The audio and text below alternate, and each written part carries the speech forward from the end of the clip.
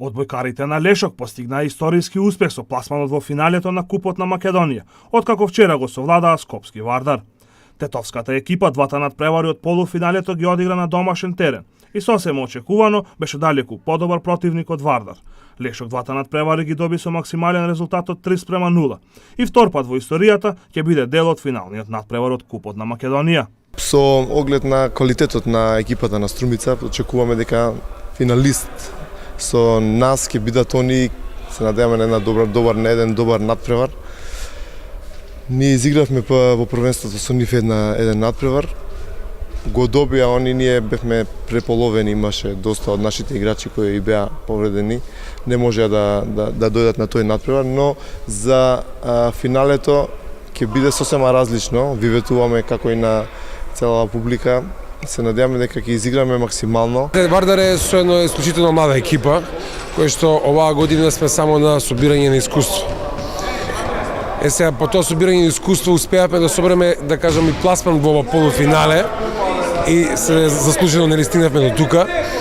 Така да ќе се изразам објективно, дојдовме, очекувавме дека на некој начин ќе се изгуби, меѓутоа да видиме колку би било тоа подостоинствено, односно со подобра игра, сепак оваа тетовска публика како што заслужува, како што знае и како што уме на крај крајава, нели од минатото да следи такви квалитетни надпревари. Противник на Лешок во финалниот надпревар ќе биде подобриот од дуелот помеѓу Струмица и Студентот Штип. Финалето од Купот на Македонија најверојатно ќе се одигра во Тетово. Кошаркарската екипа на Тетекс доживеа неочекуван пораст на домашен терен од Карпош Соколи. Составот од Скопје го доби надпреварот со минимални 78:76.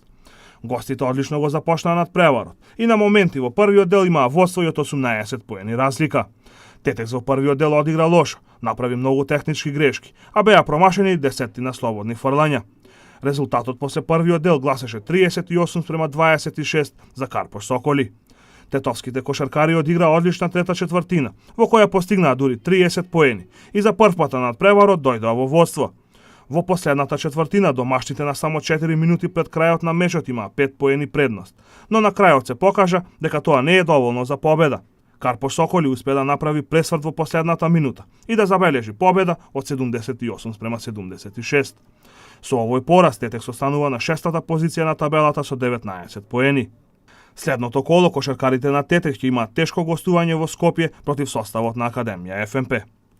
Фудбалерите на Тетекс го загубија дербито на дното на табелата од Тиквеш од Кавадарци со 1:0.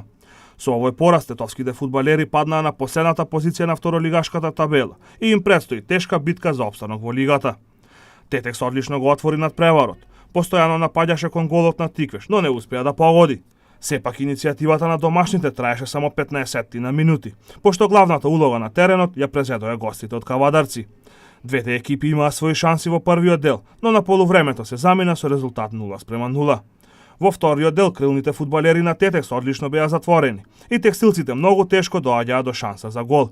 Единствениот погодок на надпреварот беше дело на Наумче Бакрачевски во 75-тата минута, кога одлично и побегна на одбраната на Тетекс, излезе очи во очи со голманот Реджепи и прецизно стрелаше во неговата мрежа.